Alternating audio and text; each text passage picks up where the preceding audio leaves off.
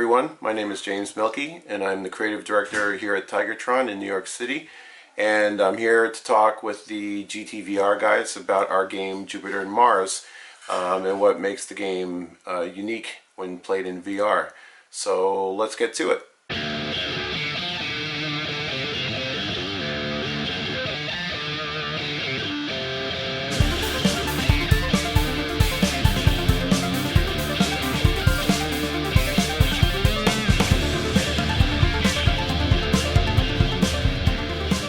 Stuff. So what's up everybody, and welcome back to the 5th episode of the GTVR Developer Report. As always, I want to start by thanking all of you, the viewers, for supporting the show with all the likes, shares across Facebook, Reddit and Twitter.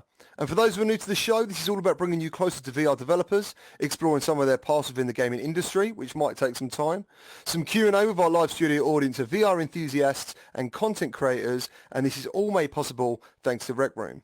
So that brings us to our guest this week from Tigertron, the studio that is bringing you the PlayStation exclusive Jupiter and Mars. Please welcome creative director James Mielke. Hey. I'm emoting to the best of my ability. It's working, dude. It's working. I'm owning this. Excellent stuff. So how are you today, James? You all good? I am good. If I sound stuffed up, it's because I've had a little bit of a cold, but other than that, I'm pretty good. I think you sound fine, man. So we need to get into this. Basically, you're a bit of a legend to most people who enjoy games. So can you give us a bit of your past, please, in the gaming industry? Well, I started maybe about 20 years ago. I first started in the editorial side of things. I was at GameSpot for a bit before I moved over to the print side of Ziff Davis Media, where I worked on EGM, Electronic Gaming Monthly, and then I went over to GMR magazine for a couple of years, which was our electronics boutique affiliated magazine. I went back to EGM, and then I went after EGM I went to 1UP, and then after 1UP I sort of merged into the editor-in-chief of EGM and 1UP. So it was a good solid 10 years at Ziff Davis, and then after a while, I decided that I started to feel like, well, you know, I've interviewed most of the big cats in this industry, so there's not really too many more times I can interview Hideo Kojima and ask him fresh things. So I decided to move into game development. So then I moved to Japan, and I was lucky enough to work for Q Entertainment with Tetsuya Mizuguchi and Q Games with Dylan Cuthbert. So it's been pretty good. And then I came back to New York, bounced around a little bit, but then ultimately I started my own company called Tigertron, which is where we're at now. That is fantastic. So, Tigertron, one, why are you called Tigertron? And two, how many people work at Tigertron? So, Tigertron, why are we called Tigertron? Down to a couple things. One, I like tigers. Two, they're very striking graphically, so that lends itself to a lot of interesting treatments. And then why Tigertron? Because we really like electronic music and electronics and just the whole digital technology all around, whether it's music, movies, gaming. So Tiger and Tron just seem to make sense together, and then we managed to get a really cool logo done for it, so that just sealed the deal. I love the way it goes from pixelated to smooth. Like that. Oh, you like that? That's our man. Yeah. That's our man Jan. That's our man Jan, our 3D guy who made that happen. Yeah, we're pretty stoked about that too. Gives your studio a bit of prestige already, you know, to make it look like you've been through the gaming eras. You understand, or you appreciate that art? One of the two. Yeah, and it's almost as if we existed 30 years ago, and that was the original one, and now we've kind of gotten into this gen. That's what it gives us a sense of history without actually having much. Well, you've got loads, but yeah. So you've probably met some of the most famous people in gaming. You want a fist bump? This is my permafist, apparently. It's like All right, the okay. Thanos. Yeah. It won't work. It won't work. Well, all You right. can't get. I don't know. Are you stuck in that pose? Oh, thank I God for think I that. got out of it. Right. Oh man. So you've met some amazing, obviously some of the most amazing people in the gaming industry. Can you give us some names, please, of who you've met? Some memory. Sure. I mean, there's very few people I haven't met, although there are some. I have. It's easier to say who I haven't met. I haven't met Peter Molyneux. I haven't met Shinji Mikami, and that's pretty much everybody that's on my bucket list. Those two. Everybody else I've either interviewed or met multiple times. So. So you got to have some highlights on some of these. There's got to be Yeah, some real. speaking with Shigeru Miyamoto is always cool. He's always relentlessly cheerful. One of my favorite people in the industry is Tetsuya Mizuguchi, who I worked for at Q Entertainment, but he's one of the people whose public persona really matches up with the real person. You know, the fan community has their perception of like certain developers, right? And certain developers certainly have their public persona, but it's interesting that it's almost always inverted on the other side of like, oh, this guy must be wonderful, but in reality he's a nightmare, or this guy looks like he's such a badass, but in reality he's a sweetheart. So yeah, there's a lot of that.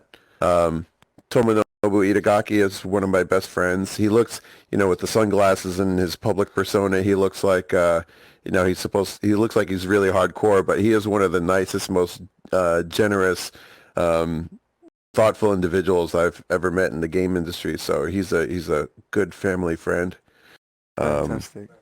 Yeah, and it's really cool. The industry is full of very, very creative and fun folks, which is why it's a great industry to be in.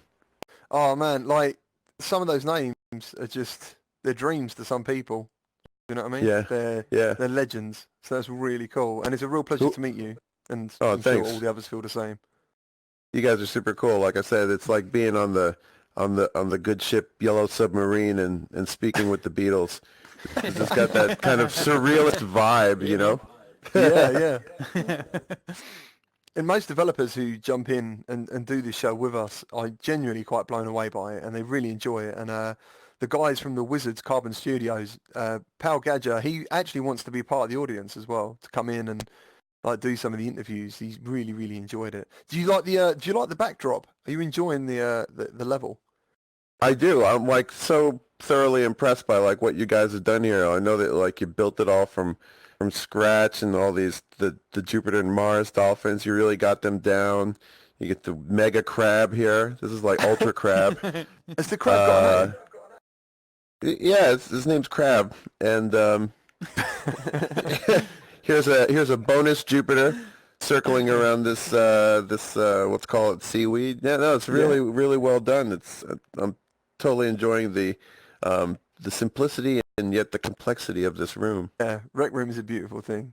So let's start talking about virtuality, because that's why we're here mostly. So what was your first experience in virtuality?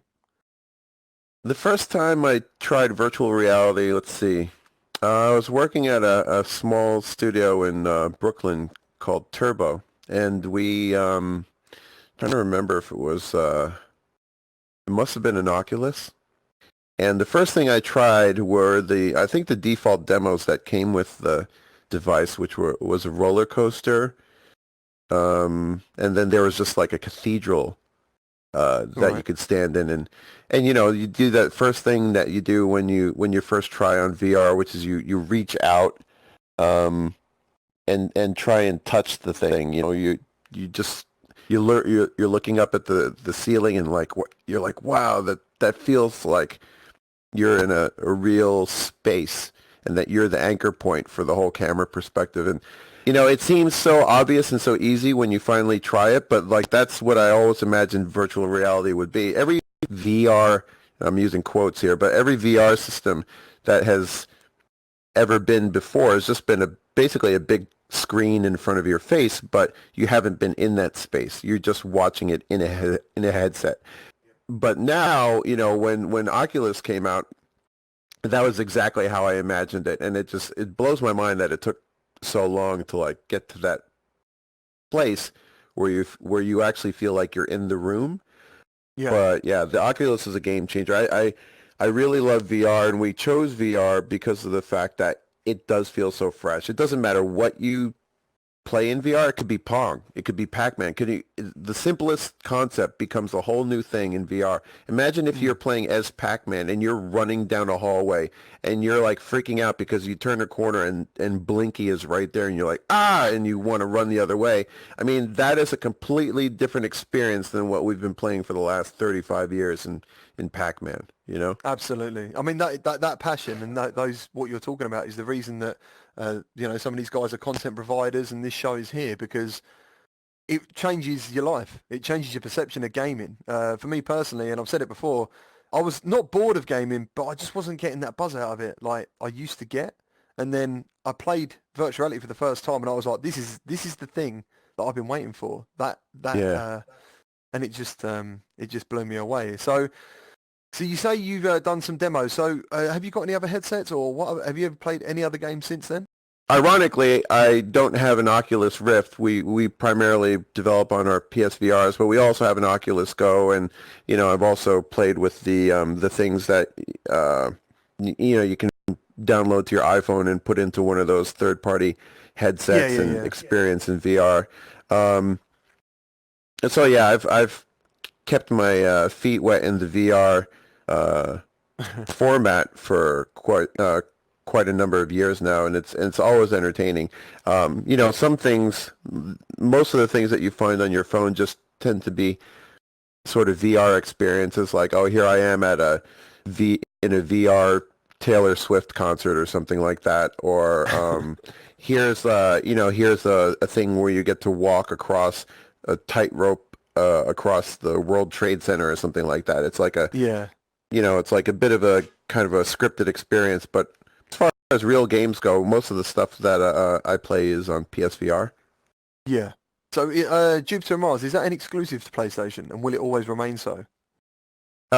We have a timed exclusivity with Sony, so yeah, it is exclusive to PSVR for at least the guaranteed 6 months, and it depends on where we decide to possibly bring it after that. But for the first 6 months, it's 100% exclusive to PSVR and PlayStation 4. If you don't have VR, you can still play the game, but if you have PSVR, I think you're going to get a lot more out of it. Yeah. So let's go into, before we go more into the PS4 and PSVR comparisons and compatibility. Tell us about Jupiter and Mars, please.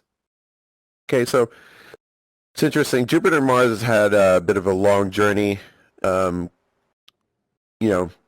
to fruition. When I first came up with the idea, I was primarily the sort of new IP creator at Q Entertainment when I was in Tokyo. And there was a point where I was pitching a lot of games to different publishers like Ubisoft, Disney Interactive, Sony Santa Monica, and we had a lot of great game ideas that actually were picked up and basically greenlit by each of these studios. Unfortunately, Q Entertainment sort of shifted gears towards developing mobile games at that point. So the games I had designed that I wanted to make were pretty much classic sort of traditional console games. So interestingly, Jupiter and Mars was not one of the ones that was greenlit by publishers like Ubisoft. Ubisoft, we had a number of games like Luminous was one, Cirque du Soleil was another one. I had a game design called Suncatchers, which was really popular at Ubisoft and Sony Santa Monica. But Jupiter and Mars was deemed less of a, I guess, commercially viable game by Ubisoft because they said that animal games don't sell. Okay. So they never played the Dolphin, or is that just? Well, yeah, that's the thing. And there's like Okami. I mean, there are certainly games that have animal main characters and stuff, and some have been successful, some have been criminally overlooked. But for us, like well, for me, it was about trying to do something new with whatever technology was available at the time. So we were looking at Kinect, we were looking at 3D visuals, we were looking at motion controls. But Jupiter and Mars was a very pure game. Interestingly, Echo the Dolphin was never really an impact on me. It was just kind of like, okay, well, you've got two games with dolphins in this world, so you make that connection. But for me, Everyone it is was pretty much, yeah. Most people yeah. are. So, but it's like it's like saying Uncharted and take any other game with a human in it and say, well, yeah, right. So Yeah. it's like, yeah. I mean, I understand the comparison, but that was not really where I was thinking. But Um, it's not a negative comparison. That's the other no, good no, no, thing. no. It's a It's positive, like, but people jump to that conclusion. They're like, oh, Echo the Dolphin. Like this is like the next Echo the Dolphin, and I respect Echo, but I've never really played that far into either of them or all of them. But so I've always liked Dolphins, but I guess that's where the sort of direct comparison ends for me. Yeah. But what was cool about Jupiter and Mars is that like we had this whole world, we had this idea of the submerged world underwater, and I was working with one of our concept artists at the time there, and he came up with some great stuff. The first image he made was based on my kind of feedback, was a picture of Jupiter swimming up to a submerged Big Ben. And that Yeah. was a really haunting image because it has that sort of, I'm guessing most of you guys have seen Planet of the Apes. Yeah. So, when you get to the end and you've got that bit where you see the Statue of Liberty in the ground, it's shocking because you realize you're actually on Earth and have been the entire time. But it's also kind of shocking to see an iconic structure like that embedded in the sand. And that was the same kind of feeling that we had looking at this sunken, collapsed Big Ben underwater. And so what Tetsuya Mizuguchi had said to me at that time, and I'll never forget this, but he said, and this is verbatim, he said, "This is the game you were born to make." Oh, wow. So what was interesting was when after we formed Tigertron and we started talking to Sony about making a game for VR because I was fascinated by the technology and its potential. We brought them a number of concepts, and Jupiter and Mars was one of the ones that I put in there because I still felt like this one would be really great in VR because how many games can you like fully go in an immersive underwater world without scuba? There's something very special about being underwater in VR. There's no and no. That's what I think. So, and I guess Sony thought so too, because of all the games that we pitched, that was the one that they latched onto. So I was like, great, let's do it. That's incredible. So that's pretty much how we got to Jupiter and Mars, and I'm like just really, these characters have meant a lot to me over the years. So the fact that we get to make this game is pretty amazing. Yeah, that's awesome. So what's the story behind Jupiter and Mars? So you got the trailer, but if you could tell us about the you wouldn't believe what your character's doing when you're talking.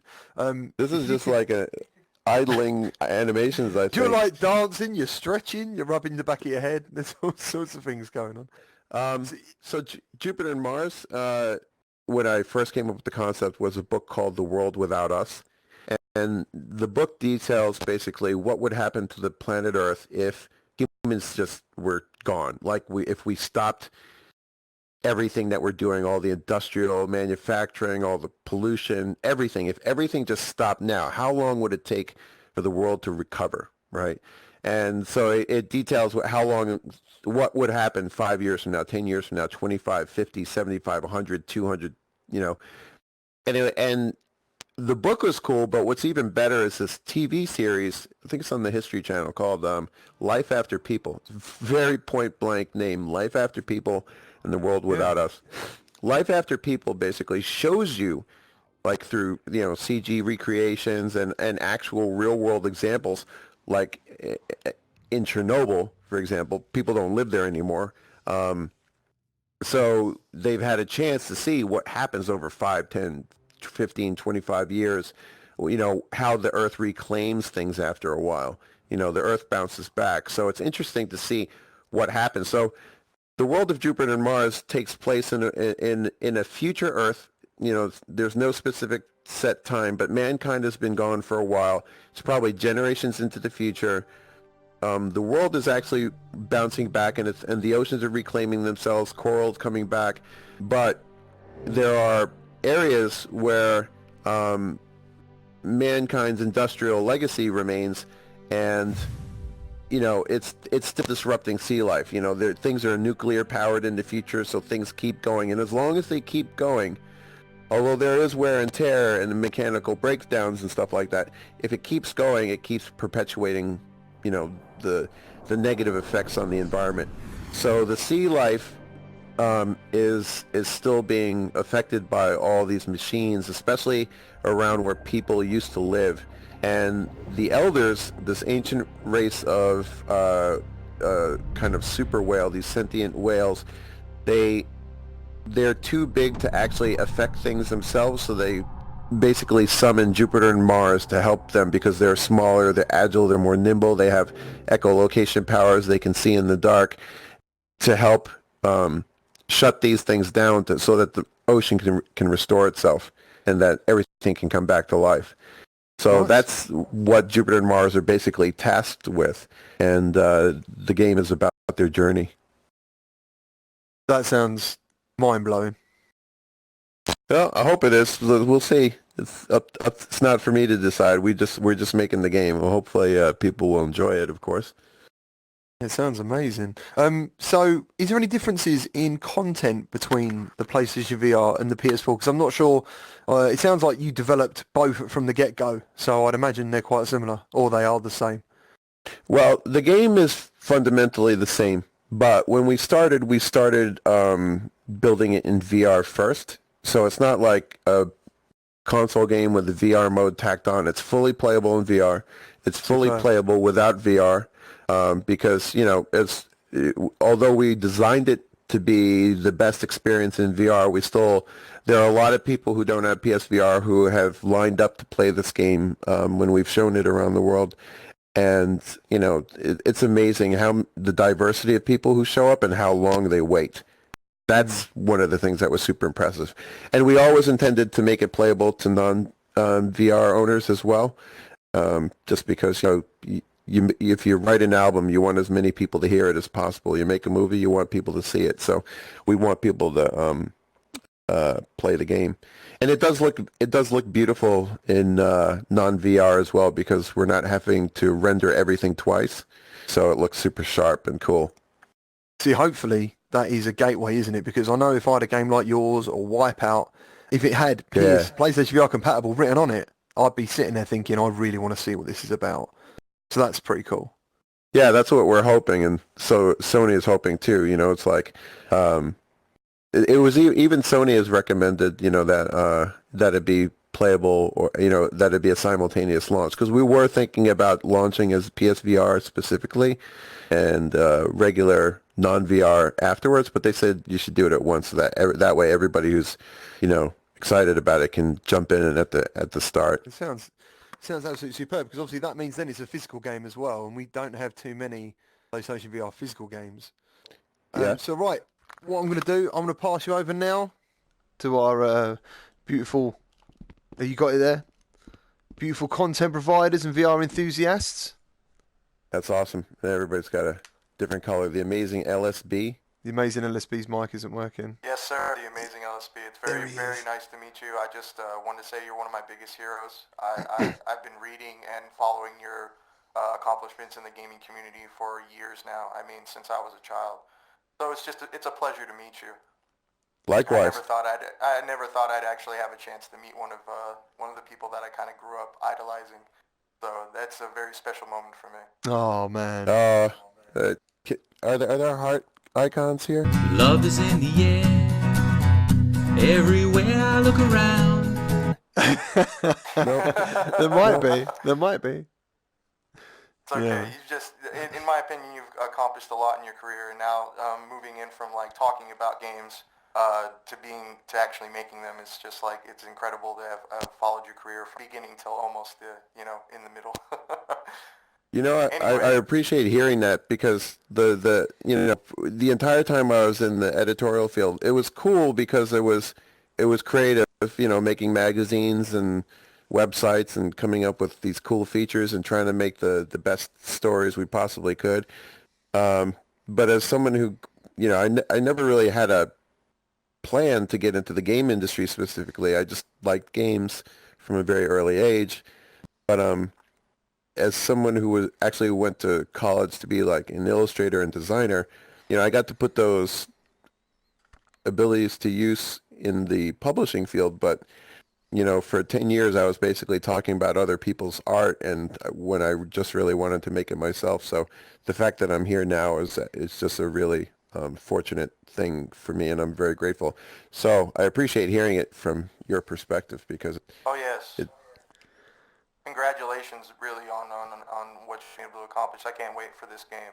And talking about the game, I've always been fascinated by video games with really great water effects. I mean, going all the way back to Wave Race 64 and how yeah. the water effects just kind of blew my mind. And the water effects in this particular game are just beautiful. And I was wondering, like, what kind of challenges did you have trying to create this world underwater, like with the water effects being so detailed and so beautiful? Yeah, that's a really interesting question. There were a lot of challenges because we'd never actually developed a game in VR before, so there was a lot of learning in terms of locomotion, like a lot of the movement in the game, it may not be quite as fluid as I would like, because we can't have people just drifting in places because you could get motion sickness in VR if you swim or accelerate too fast, and there's a rubber band effect, it could cause people motion sickness. And the last thing we want to do is let's say somebody's really attracted to the concept of Jupiter and Mars, like a young kid, like somebody who doesn't normally play games, because the game we've seen does have that sort of broad appeal. People who don't normally play games are really attracted to being able to play with two dolphins. So if this is going to be somebody's first time in a VR headset, the last thing you want to do, right? It's like you've never tried fish before, and then you have a bad experience eating fish for the first Yeah. time, and then what do you want? You never want to eat fish again, right? So same thing with VR. We were very careful about making sure that the physical experience, the psychological experience of playing Jupiter and Mars is a positive one. So Mm. one of the things I can definitely say about Jupiter and Mars is it's actually one of the most comfortable VR games because when you move your head around and when you're looking everywhere, it's a one-to-one experience. There are optional joystick controls, but in my opinion, we have a mode called the head tilt mode, and that's basically where you look, the game looks, right? So you're always in control. You're never looking somewhere and then moving with another button or another joystick or something. So it's very, very comfortable. So that was part of the learning process. So as far as the water is concerned, we had to achieve, besides the surface of the water, which is a really great job on the part of the programmers. Besides that, what we had to do is, because you're not actually rendering water in the underwater world, there's no actual physical substance there. It's not like, okay, well, here's these boulders that are made out of polygons that you have to swim around or interact with or push. There's no, like, it's not like you're actually swimming through, say, like a jello-like substance. You have to Yeah. simulate the sensation of being underwater. So what we had to do there was we had to come up with a whole bunch of things to make your mind believe that you were underwater. So when you swim forward, we have bubble particles everywhere. When you move forward, those bubble particles sort of turn into like they turn into speed lines so that you feel like, okay, well, here I'm standing still, but now I'm beginning to accelerate. So those bubbles start turning into lines, and Yeah. you get that sensation of speed.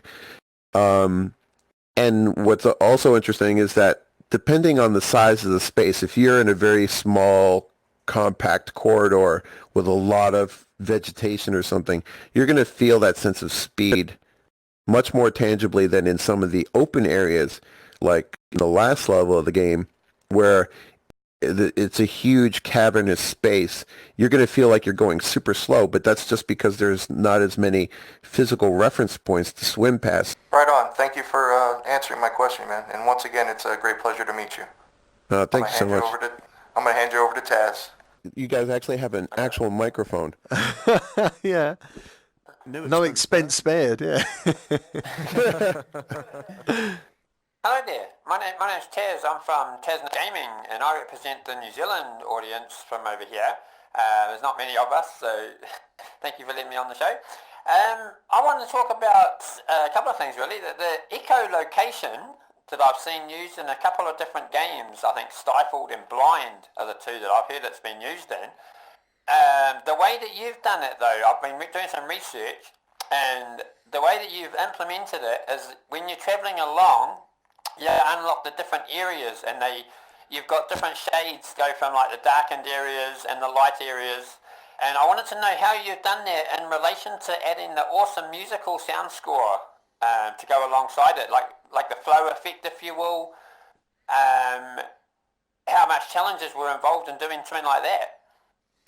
So first of all, I just want to say I'm so stoked to have a guest from New Zealand here, because I love New Zealand. I love New Zealand exports. I love Flight of the Conchords. I don't know. Everything that comes like, was it Hunt for the Wilder Things? Is that the name of the movie? Anyway, Hunt for the Wilder People. That's the one. That's awesome. Yeah, and we love that film. My wife and I love that film. We occasionally talk about moving to New Zealand, so that's how real my New Zealand appreciation is. I will say from the start that the music, as much as we wanted it to be, the music and the echolocation don't necessarily sync up in the way that games that I've worked on in the past, like Child of Eden, where the sound effects match the tempo of the background. That doesn't specifically happen in Jupiter and Mars. However, we did go through a considerable effort to make sure that the tone of echolocation always seemed to match or didn't contrast harshly or sharply with the soundtrack. Fortunately, the person who made the soundtrack also made the echolocation sound effects for us as well. So everything was really designed to complement each other. There's that. As far as the echolocation is concerned, that provided some interesting technical challenges to our programmers, because they had to the lead programmer had to figure out a way to map the whole area, like for example, like the effects that you see in Res, the vector graphics sort of look, that was done. They programmed that whole engine from scratch, because that was back in the Dreamcast and PS2 days. Yeah, I'm glad you brought up Res. Yeah, that's cool. Yeah, of course, that's a huge influence for us as well, having worked at Kyo Entertainment and with Mizuguchi-san. That was a big impact. So personally, one of the reasons why Jupiter Mars looks like it does and the way the echolocation looks is just because we like that sort of effect, right? We like that sort of old school vector graphics Tempest kind of style. So wherever we can sneak that kind of effect in, we're going to do it.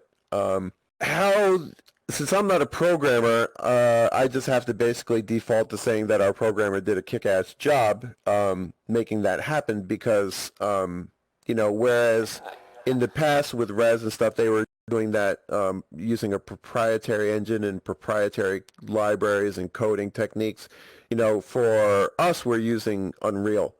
And when, pretty much everybody's using like pre-baked engines in 3D for cross-compatibility, and it's not as easy to create those kinds of effects in these pre-made libraries to basically pull a res.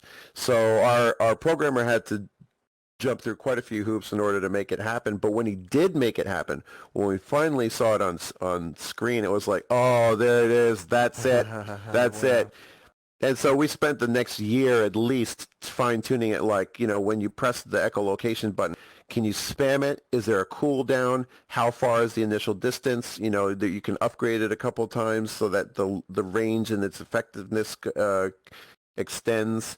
But what's really cool about it is that a good portion of the game is quite dark, and as you power up and you're able to go deeper and deeper into the game, like basically submerged to deeper depths, you really need echolocation. It's basically your flashlight. It's your dolphin flashlight, and you need to use it frequently in order to be able to see and navigate where you're going. So it becomes an essential part of the mechanics. So that was why we designed it like that, and we really wanted. We thought it just looked cool, so we wanted to rationalize how and why people would need to use it that frequently. Because dolphins generally tend to swim in the 30 feet from the surface of the ocean. They don't go that deep generally. They can, but they don't usually, because it's warmer up top, it's more oxygen rich, it's closer to the surface, there's more fish up at the surface, so that's where dolphins tend to stay. But for us, because of the game requirements, the quest sort of requirements, Jupiter and Mars need to go deep, and in order to accommodate that, we needed to give them a way to see in the dark. Awesome, thank you very much. So they act like the dolphin sonar. I love dolphins. Thank you very much for your time. Thank you. Oh, my pleasure. Whose hand is that? Taz. Taz, Taz, your hand has gone rogue. Hi, that's Paul from the VR Realm. First of all, your history at the beginning there just blew my mind. Completely gone. All the people you've met, the people you've worked with, are just... If I had hair, it'd be blown off by now. Same. But yeah, I always like to adapt technology early, and you obviously mentioned the Kinect, and once Child of Eden was announced for that was like my most anticipated game ever made for the Kinect. Oh, nice. And from playing that and watching videos on this, it seems like you used previous games for inspiration for a part of this game. So the question is, like, what games have been inspirations for Jupiter and Mars? Well, aside from working with Mizuguchi-san, whose own body of work continues to influence everything I do, the games that really influenced, I'll tell you this, it wasn't any particular creator, but the games that influenced Jupiter and Mars were a pretty distinct few.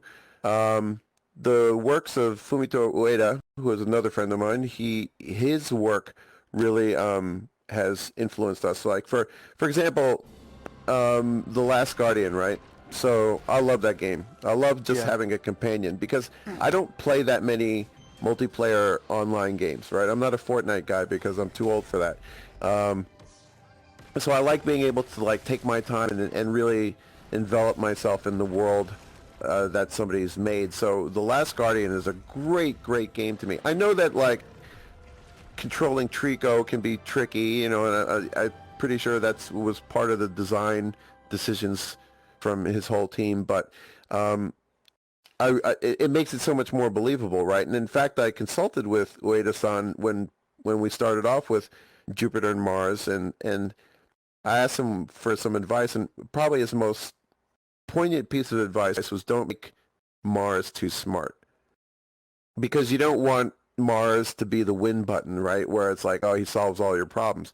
So we had an interesting dilemma, because we wanted to make him useful, but we didn't want him to like be your crazy taxi arrow that pointed you in the right direction every time, or we wanted him to have his own sort of personality. So he'll wander off if you just sort of idle there. He'll wander off and check some things out, but he'll always return to your side.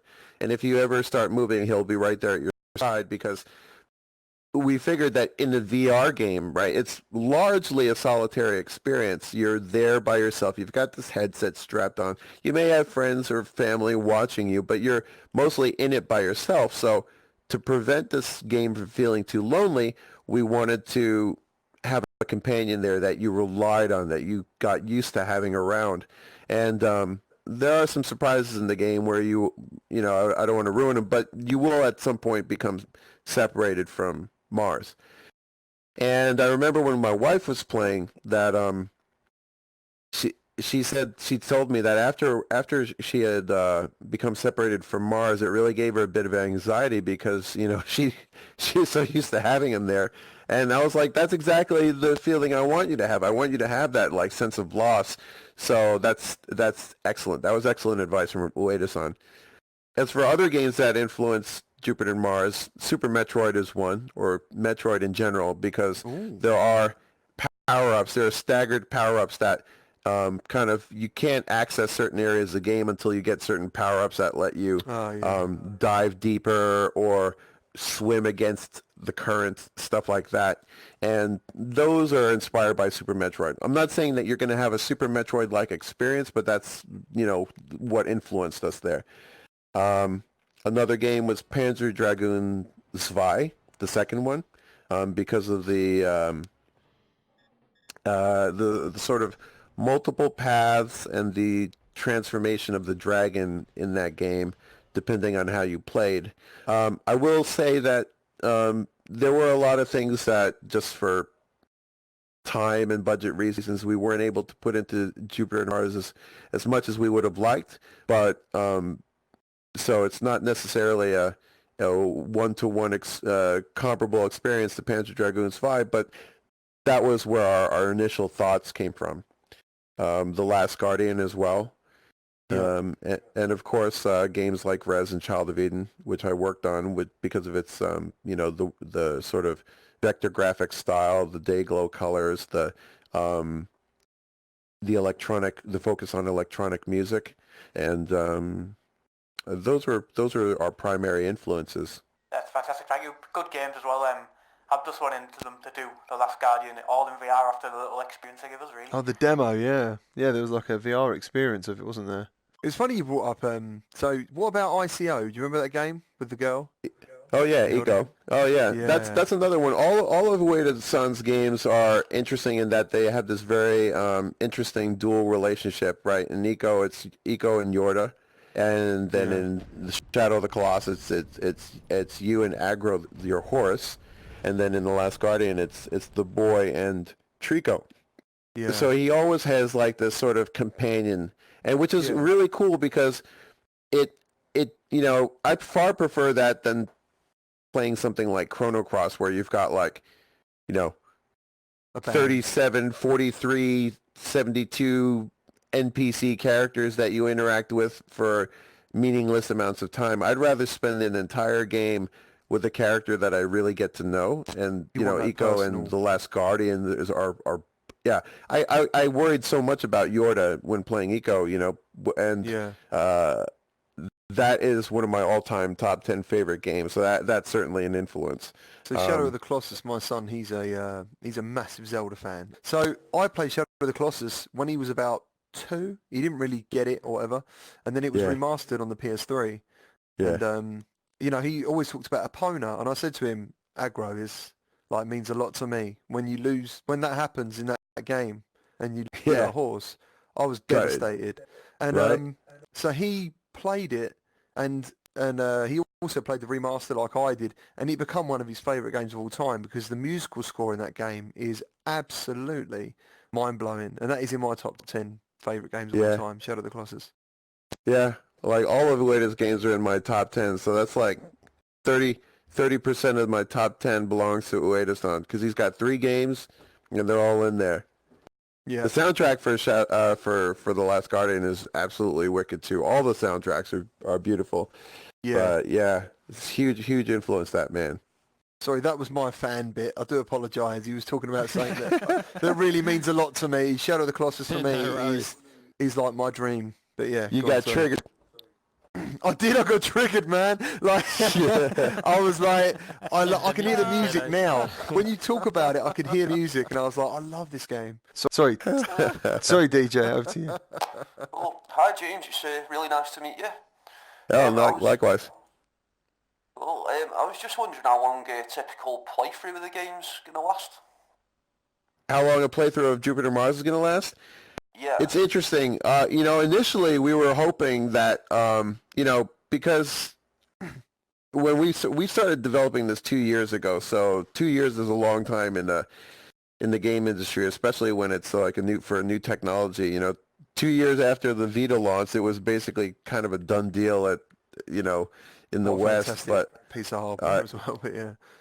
yeah, so it's like things change fast. So when we first started, we actually were hoping that we would get a solid 3-hour experience out of the thing, because we figured people were going to be playing in like 15-minute, sort of bite-sized chunks or something. So we wanted to have enough reasons to keep people playing for 3 hours. But you hear that and you're like, oh man, that's going to be a short game. But in actuality, as we've grown the game over the years, and we've added reasons to replay and stuff like that, we've found that even our play times have like been closer to, because there's like five big worlds, or 5 big biomes, we call them, like, that make up our world. Like, you're going through basically London, you're going through tropical islands. Some of these aren't specifically real world recreations, but they're more sort of an amalgamation, like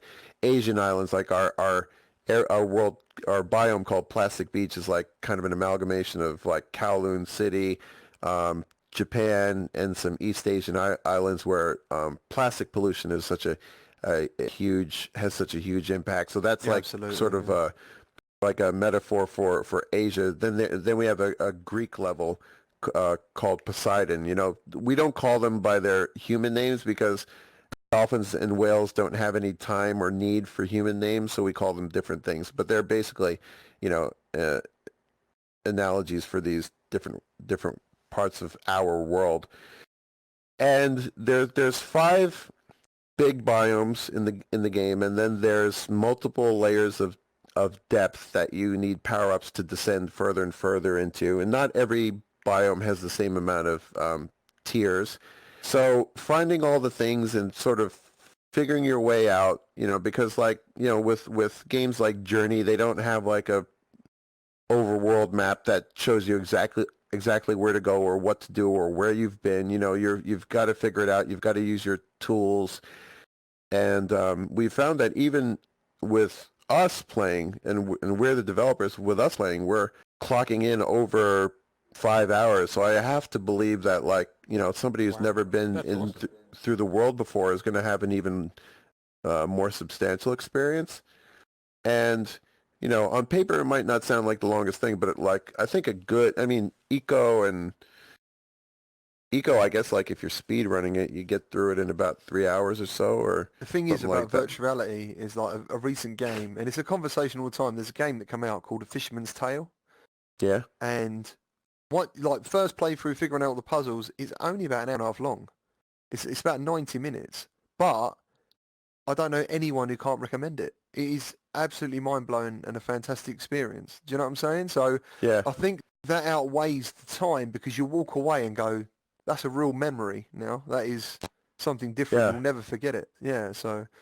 And that's the thing with Eco, right? It's like if I remember all the things and I go all the places I need to go as fast as possible, I could probably get that game done in about like a little over 3 hours or something. But like the experience is so complete. I don't feel like, oh, it's over too quickly or I got shortchanged. Like, I'd rather play a good or a great 3-hour game than a mediocre 20-hour game. Absolutely. And we hope that people have a similar experience with Jupiter and Mars, but like, it's actually like a bit more substantial than we even originally intended it to be.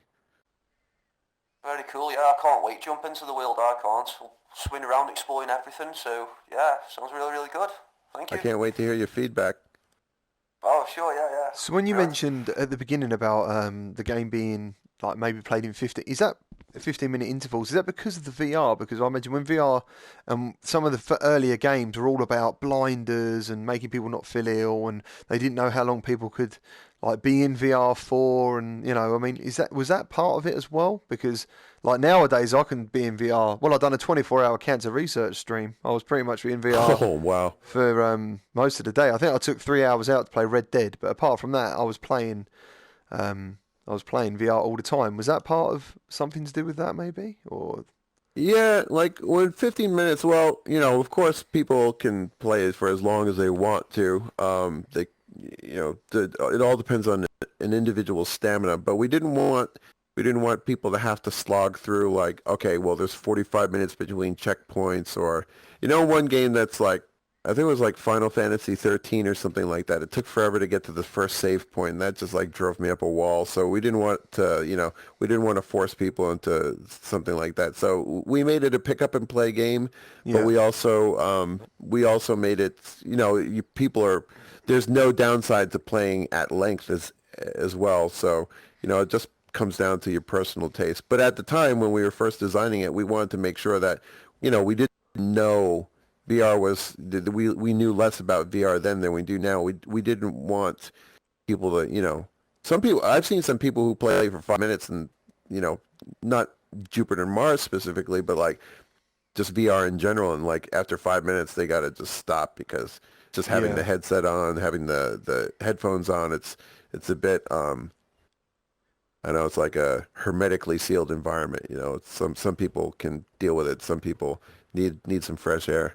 Hi, I'm Sasketcha from Sasketcha VR on YouTube. Hi.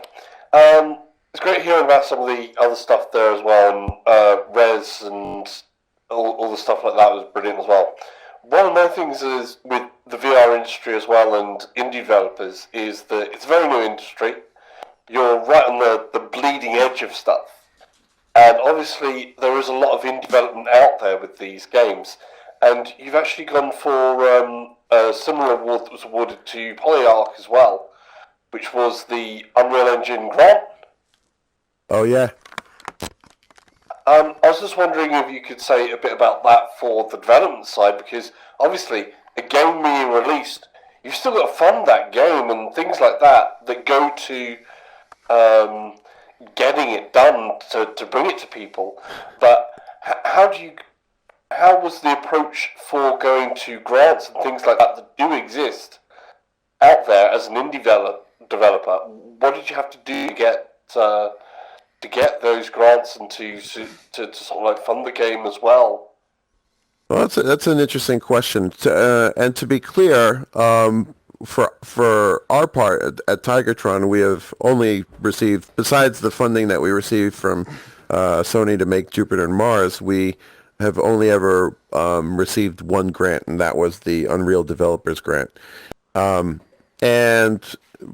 what that involved was pretty straightforward. I think they had like a sort of open submission of like, submit your game for consideration, and explain to us why you think it is worthy of an Unreal Developers Grant.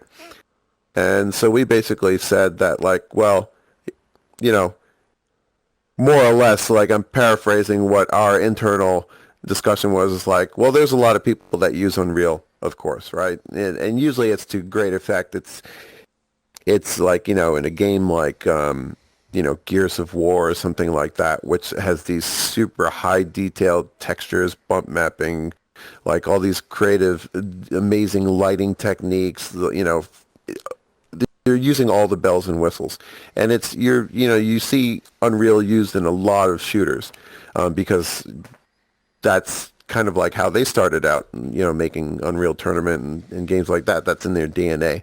For our part, we felt we were using the Unreal Engine in a new and very, very different way. We were using it to make these kind of like neon wireframe style visuals underwater. It didn't have that overly textured kind of style that many Unreal Engine games typically exhibit. And of course, there's also the environmental angle of Jupiter and Mars and how Tigertron is doing something very different on that social level. So we felt that, we made a compelling case like, hey, we're doing something different graphically with Unreal. We're doing it for environmental causes, and we're doing it on a high-profile piece of hardware like the PlayStation 4. So, we threw our hat in the ring and let them, we figured, if they like what they see, we'll win. If they don't think it's as impactful as we do, we won't win. But as it turns out, not only did we get a grant, but the folks at Unreal were very, very positive. They're like, we'll help you with the exposure of the game and promoting it. We love the environmental approach, and this is something that we're proud to be associated with. So here you go. You win Fantastic. one of our grants.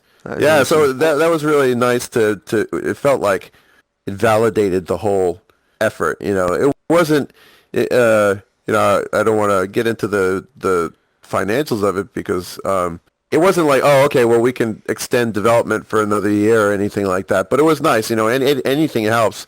You send me a Happy Meal coupon in the mail, and that's going to help. But for us, it was more the acknowledgement of what we were doing, and that they appreciated that. That was the biggest thing. That was the biggest impact for us. That's cool. That's cool. Thank you very much. No, you're welcome. Can I ask about pro features since it's on the PlayStation? It's hard to quantify exactly what. There aren't specific features specific to the Pro that it's not like we thought about things. We thought about okay, well, there might be special effects. For one crazy idea that we bounced around was that in real life, and you'd be surprised at how many things in the game are actually based on real science or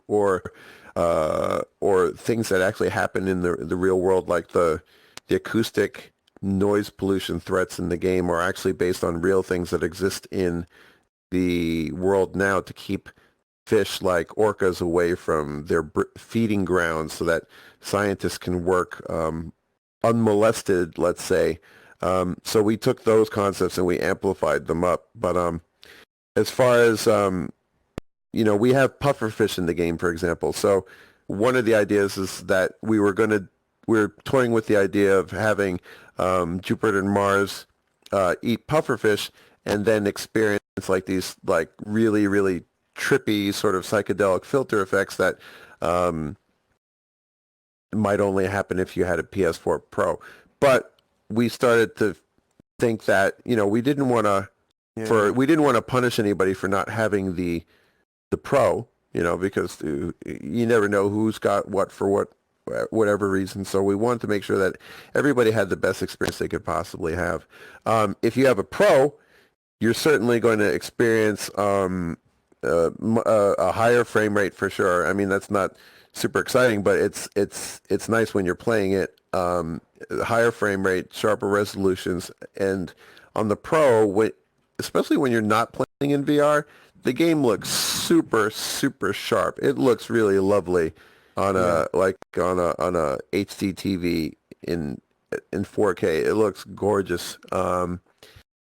And all those the neon colors and everything, and the wireframe, the echolocation, that really, really pops when you're on a Pro. So if you're playing on a Pro, you're going to definitely appreciate the difference. But I don't think the folks who are playing on a vanilla PS4 are going to miss what they're not seeing, because it still looks really, really solid. How you doing, LSB? Doing okay. And this question actually isn't from me. It's from a person called Dave Station. He wanted me to ask if you had a firm release date.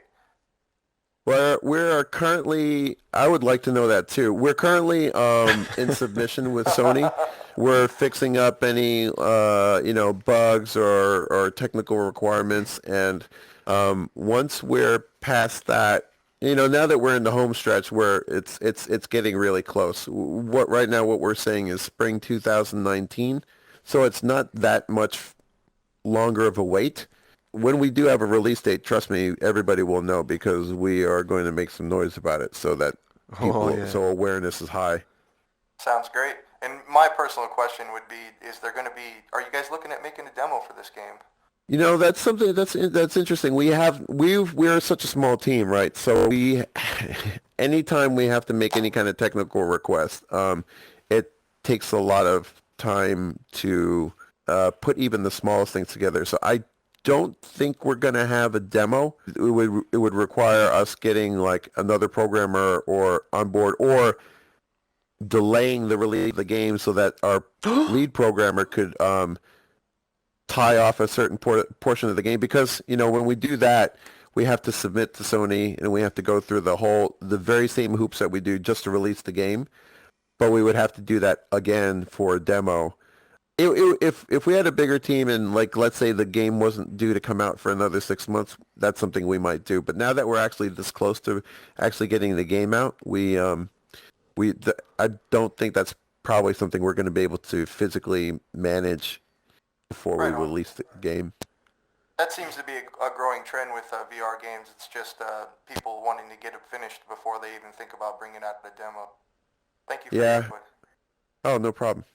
Hey, hello again.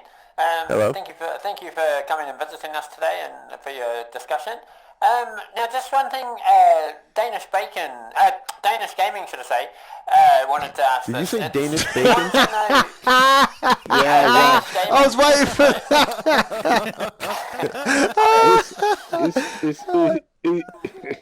Danish Gaming, he's another YouTube, he couldn't make it today.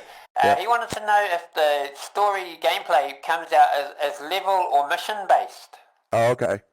That's interesting. Well, there are 5 biomes in the world, and you go through them in a linear fashion, although eventually you unlock the ability to transport to any one that you want that you've unlocked so far, or to the next one, courtesy of the elder whales that you are cooperating with. They use their great tails to open up a vortex and tap into underwater currents, which allows fast travel around the world, because the last thing we wanted to do was fade to black after you finished one level and then like have you appear and the words 3 weeks later say like Jupiter and Mars arrive on the other side of the world, because that's no fun, because there's what happened in those intervening 3 weeks. So we have this warp system with these whales. Whale tail travel. I think Whale tail travel. Whale tail travel agency. And the thing is with when you get into a biome, there are what you're basically being tasked with is shutting down these things called AHDs, which are acoustic harassment devices. These are the things I mentioned before that you're trying to shut down, because the noise pollution, which is very real. I have a cousin-in-law who specializes in this particular field, and noise pollution is very damaging to the ecosystem. I just read an article the other day about how beached whales, you wonder why are these beached whales coming up on the beach and dying on the beach? It's actually because of ship sonar. It wreaks havoc on their internal biology. It actually feels like if any of you are scuba divers, when you get the bends, when you come up from the depths too fast and the oxygen in your blood expands and it causes these like knife-like pains in your body.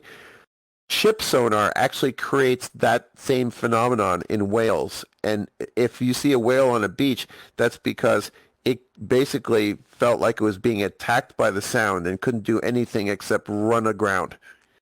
So AHDs are the primary threat in each of these biomes, and that's what the elders are sending you to deal with, is to get down there and shut these things down.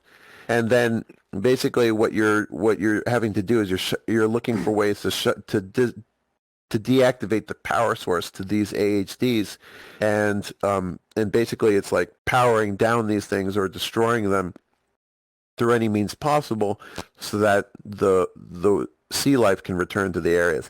Now, that's your objective in every one of the biomes, but in between where you start and that final objective are a variety of things. This is not a variety of things to do. This is not like an RPG where you would go to an NPC, they tell you, hey, I need 5 cabbage. Can you go get 5 cabbage for me? And then you got to go do a fetch quest. It's more organic than that.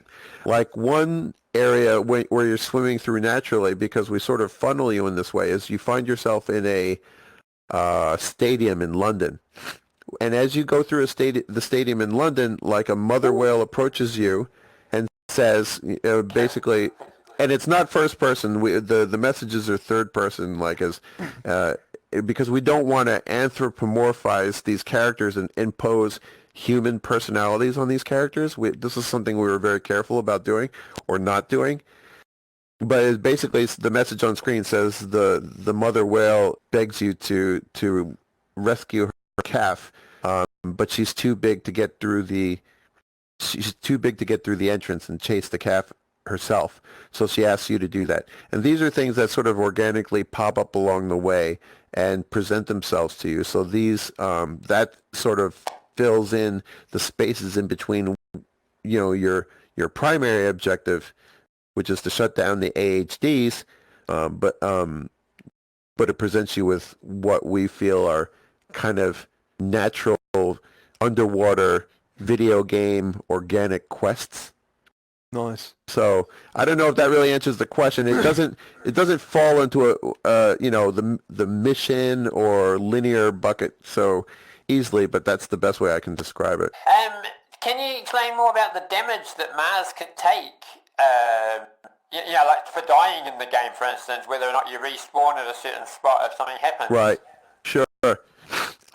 So keep in mind that because of who we're approaching to collaborate with on this game, like we've got a couple collaborators like Sea Legacy, which is a foundation formed by 2 National Geographic photographers, Paul Nicklin and Christina Mittermeier. And they have like a tremendous, tremendous following. I'm talking like 7 million followers and stuff. And so the way they raise awareness of ecological issues is by presenting like this jaw-dropping photography. So if you've ever seen a photo of this really truly emaciated polar bear, which is shocking to people because they didn't realize like, oh, the ice floes are melting, the ice caps are melting, so the bear can't hunt its normal prey, like it can't hunt walruses or seals because they're usually like sleeping on beaches and stuff, and the polar bears hunt on those ice floes. But since there's no ice floes, the polar bear has nothing to hunt, and they're starving to death up there, right? So that's how they raise awareness. So because we're partnered with groups like Sea Legacy and the Ocean Foundation and others people, we want to make sure that, especially given the adorable nature, the attractive nature of dolphins, that we wanted to make this an E for everyone game, or whatever the appropriate PEGI or SARO rating is in each territory. We wanted it to be, we didn't want any particular audience to be cut off from playing this, like young kids or something. So we made sure that this game was largely bloodless, and that the challenges were not, this is not Devil May Cry with dolphins, so you're not locked in Mortal Kombat every time. We saw that games like, Flower and Journey had sort of paved the way for being able to tell a different kind of story with different kinds of game mechanics. Yeah, so that's one of the things we wanted to do. We wanted to give like a more esoteric gaming experience where you could really jump into this underwater world and explore and play in your own style. You could be like a speed run kind of guy, or you could be the kind of person who explores every last nook and cranny of this world, and we wanted to accommodate both players. One of the things that when we were dealing with Sea Legacy is that one of their co-founders, when we met up with him in New York, Paul Nicklin, he was really happy to see that we weren't demonizing any particular sea animal, as is often portrayed in the media, like, oh, sharks are bad or whatever. The only time where you ever really have a conflict with somebody, and it's more of a scripted event, is with an orca, and you'll eventually see where how that plays out. But that takes place in our London level called Clock Tower, and aside from that, most, because this is about like the ocean world, basically coping with mankind's destructive legacy. So most of the threats in the game are man-made. However, there are things that you have to watch out for. There are things like sentry mines, like motion detecting sentry mines. So if you get too close to them, they'll basically zero in on you and knock you out. So what happens is you don't die in the game. There are no deaths. It's kind of like Mickey's Castle of Illusion, where you have tries, right? No, there's no term of dying in the game. And what happens is what happens is you tend to you black out and then you respawn at the most recent checkpoint. But our checkpoints are relatively generous, so you don't have to retrace an entire level or find yourself 45 minutes back from where you last were. So it's a pretty forgiving checkpoint system. Okay. Oh, awesome. Well, thanks very much. That's a really good explanation. I really appreciate that. VRO. Thank you, everyone. Sorry about that. The next question for me is, obviously you've got the two characters, Jupiter and Mars, and like you said, you've got more of a platonic relationship with Mars. My main question is, with it being the two dolphins, did the team ever consider making it co-op where one controls one and one controls the other? Nice. That is an excellent question, and it is definitely something that we considered. However, there are a lot of logistical challenges with trying to achieve that, and if Fumito Ueda didn't do it, then that's probably a good reason enough for us not to do it. But as we found out, for very practical reasons, if we did want to have two people play on, at least in regards to PSVR, you would not be able to do it because you cannot hook up two people to a single PSVR. And I guess there is a idea that you could do it cooperatively over the internet through online play, but that's something that was out of scope for our team because we have, I don't think I fully answered your question before, which was how many people are at Tigertron. So Tigertron has 3 full-time people with a core of about 4 core collaborators that we work with on a regular daily basis that work remotely. And then the development of the game is handled remotely in Australia with 2 other teams down there. So in total, the amount of people working on Jupiter and Mars is like gone over 20 people.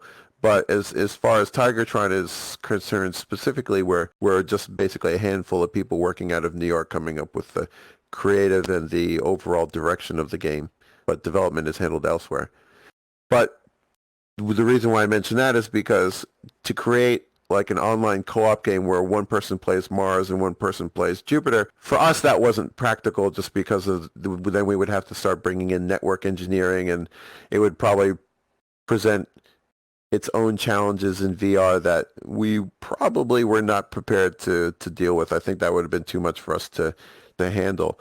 What we ultimately wanted to do was, although it does feel like you're playing as 2 characters, you're playing as Jupiter, who is the inquisitive, thoughtful, analytical one who sizes up the entire situation, looks around, uses echolocation, finds all the clues. She's the more cerebral one. And then Mars is sort of like your action button, right? So ostensibly, it's almost like, in any other game, you would be the same character. Let's pull up a first-person shooter or something like that. Let's say you're playing Titanfall, right? You're scanning the environment in your mech, and then when you're ready to punch something, you punch something, or when you're ready to shoot something, you shoot something. For us, it's basically the same kind of experience. This is that we split the functionality up into 2 characters. You're playing as Jupiter. You do all the analytical, like, sort of cerebral stuff in your head, and then when you're ready to take action, you use the appropriate buttons and it launches Mars into action. So we achieve a number of things in this way. We give you a feeling of companionship, and so you don't feel like isolated or alone in this VR headset, but you're still achieving the functionality that, it's completely manageable by a single player. So hopefully we've achieved the best of both worlds. Sorry, I was just snacking on some Doritos. Just snacking on some Doritos. I thought you got a takeaway earlier. I had some katsu curry. Katsu curry. So Salsa's man, he's been to you've been to Japan, haven't you? You've been to the VR arcades and Yeah, I have in Shinjuku, nice. Oh yeah. which is Did you get lost in Shinjuku Station? Everybody gets lost in Shinjuku Station. Yeah. Like if you ever come to Japan to go to Tokyo Game Show, you'll find that, at least on the media side, we typically tended to stay in Shinjuku. We would base ourselves in Shinjuku just because it was convenient to a lot of things. It's a central hub, right? So we'd stay in Shinjuku. But in order to get out to the Makuhari Messe where Tokyo Game Show is and takes place, you invariably almost always have to go through Tokyo Station. And if you go through Tokyo Station, like where you have to transfer from and to, it's something like at least a mile apart. And if you're doing that underground in Tokyo Station, it feels like twice that long just because of how many different corridors and tunnels and escalators you have to take. It's a nightmare. Just thinking ahead, yeah. So you said this is 6 months exclusive to PlayStation. And then are you going to bring the VR side of things to Oculus, HTC, things like that? I think what we would like to, because we would love to, we would love as many people to experience this as possible. The companies that I've always admired were companies like PopCap and Telltale, and I know I'm not doing a great job listing companies that are still in business, but I really like what their approach was, which was to make the best game you could, and then to slowly bring it on to as many platforms as possible. Like, Plants vs. Zombies would start on PC, but then it would find its way onto iPhone and then consoles. I think I've had about 4 versions of Peggle. Must have. Exactly. Yeah, Peggle, right? man. So, Everyone loves Peggle. And that seems to me to be like a really sensible development cycle. It's like, do your best job and then try and get it over to as many people as possible while we're planning for your next game. For us, it's because we're a small developer and publisher, what we're going to have to do is, basically see what makes the most financial sense. Yeah, superb. I have a question now leading on from that. I knew it would. If you was to go over to Steam and different things like that on the PC side, because you're in Unreal Engine, are you using like the VRWorks integration platform stuff there as well? That's an interesting question. I'm not exactly sure how to answer that specifically because... Oh yeah, you're not the programmer. I keep on doing Yeah, because I'm not the programmer. But the thing is that we do develop with Oculus headsets and everything, so it's already running on Oculus, so it wouldn't be a problem. It would be a pretty easy conversion. There's obviously some things that we'd have to adjust because it would be a different platform altogether, but for the most part, the game's already running on Oculus, so that would not be much of a technical challenge. So your game does work on Oculus already? Like you do a lot of programming with on PC and with the Oculus and stuff. So how did you find the Move controllers? I mean, because obviously if you're... sorry about that, I just took a picture of you. You can have that. So for everyone at home, James hasn't got his Move controllers. That's why he keeps dancing and doing loads of weird actions while he's talking. Some of them match up, some of them don't. I'm loving the dancing tonight. I'm loving the dancing. He's explaining something. He's going, oh yeah, you watch it. He's keeping active, that's what it is. You wait till you watch it back. It's so funny. The other question I had, sorry, about the crab. What did you say his name was? Was Alan? Was it Alan or Crab? Crab. Is he a baddie? Because we've made him look like one. You know what? Ironically, he looks pretty menacing. The crab is a symbol of the environmental challenges that like you sort of encounter in the game. Around one of the things that you can do, or one of the sort of subtle challenges that you'll see throughout the game, is that you'll find creatures trapped in plastic, whether it's turtles that are trapped in plastic bags or crabs that are trapped in what do you call it? Those, the plastic rings that Yeah, beer cans. And Oh, stuff. right, the ring Yeah. balls. yeah, beer cans and soda cans Yeah. and stuff.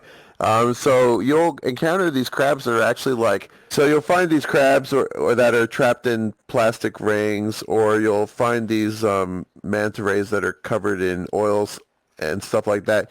And you use these things called vortex rings, which are basically like bubble rings that dolphins really can actually shoot, so to speak, in real life, to knock the offending ingredient off of the trapped animal, and you liberate them. So that's one of the sort of like side challenges in every biome. I asked about the crab. I said, "Is it an Oh, yeah. baddie?" And you was He's not a telling baddie. me, He's not baddie. He's just trapped in one of those rings. Is all. And why is he so massive? he's not actually this massive in the game. Oh, He's I very thought he was small really- in the game. In the trailer, he looked like a giant. That's because I positioned the camera I did make him bigger. Yeah. from that perspective. Yeah. So, what do you reckon? Like this big? Is he small? That's Would you probably get more the smaller? size. Yeah, well, relative to a dolphin, yeah, probably something like that. Okay. Nice. An integral part of the interview. So yeah, unless anyone's got any more, if anyone's got any more questions, I'm pretty cool, man. This has been like really in depth. That's been awesome. Yeah, I think Thanks we've very covered much. so much. It's really, really good. interesting. Yeah, You guys had great questions. Yeah. I'm glad that I was able to air it out because, there's a, as cool as we think our trailers are, like, I know that leaves a lot of questions to the people who might be viewing them, like, oh, what's this game about? How do you play it? What's the game like? So hopefully we're able to convey a bit more of what the actual game experience is like here. And obviously you got a massive environmental message you're trying to deliver as well. Yeah, so one of the things that we're trying to do with Tigertron, it's kind of like what Sea Legacy does, right? They use media as their way to sort of get the message across. They take a picture of an emaciated polar bear, and that says more to the viewer than like any amount of preaching is going to do from Sea Legacy's part. So for us, we're not trying to tell anybody that like, oh, you're a terrible human being for wearing leather sneakers or drinking Coke out of a plastic bottle. But what we're trying to do is like we do see the writing on the wall. We're definitely pro science here. We look at the facts. We look at the actual. We read, we watch, we absorb all this information. We talk to actual scientists and documentarians and stuff like that, and we know what's happening in the world. So what we try and do with our games, and in games that we're planning for the future and stuff, what we try and do is we try and see like where the world might go, and that's interesting enough. We don't have to set our worlds in like a different planet or a different kind of fictional universe. We can put the games right here on planet Earth, and that's fascinating enough for us because what we're doing is portraying a future ruined or a post-ruined Earth that's on the rebound, but there are still things for the animals of the surviving animals of the world to deal with. And if in that process, if in the playing of our games, it inspires anybody to say like, well, geez, I've never seen London underwater like this before. That's a bit more shocking than I would have imagined. Could this actually happen? If sea levels rise up, does suddenly the entire London Underground go underwater as it is in game?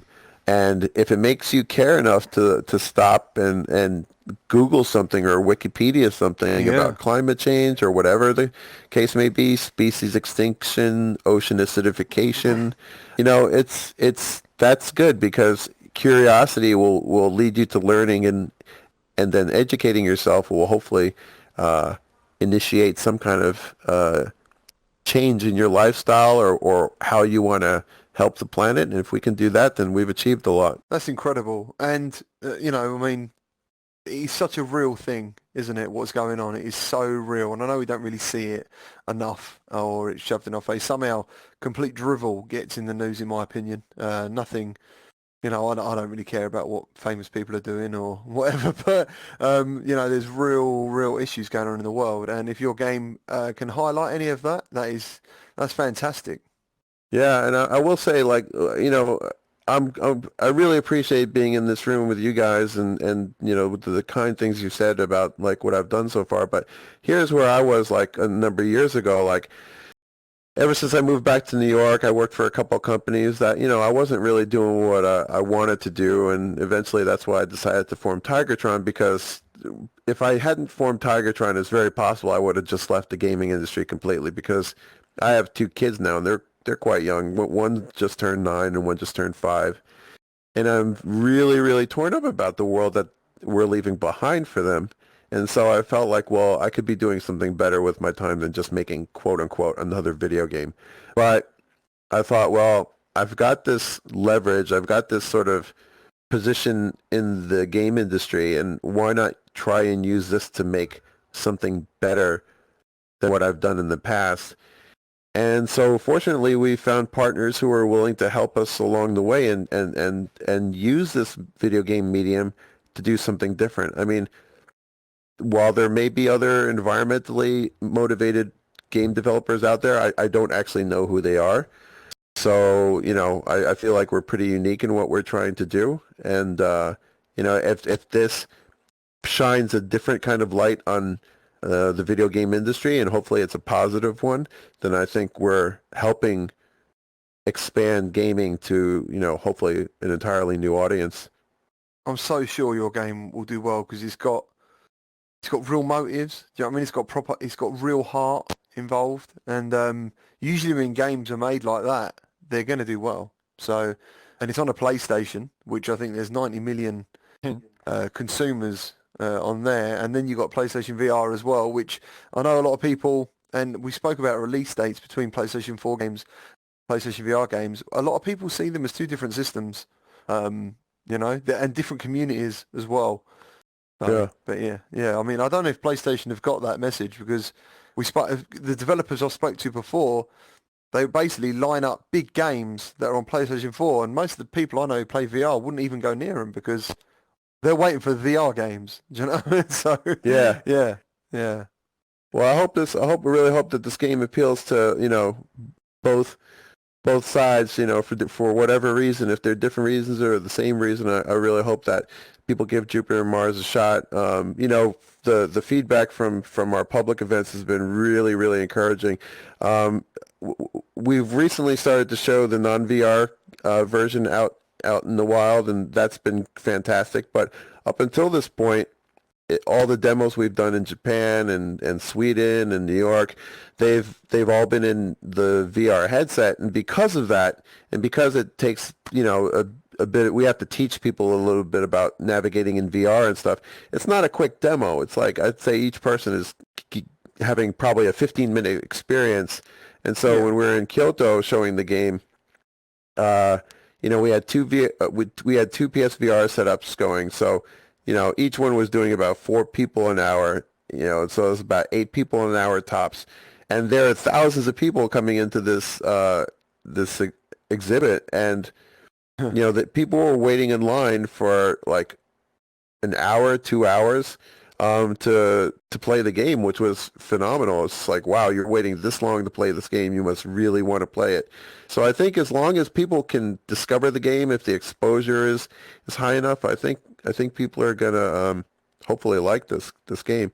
And if we do sell 90 million copies of this game, I promise you I'll still be driving a Prius. Wow.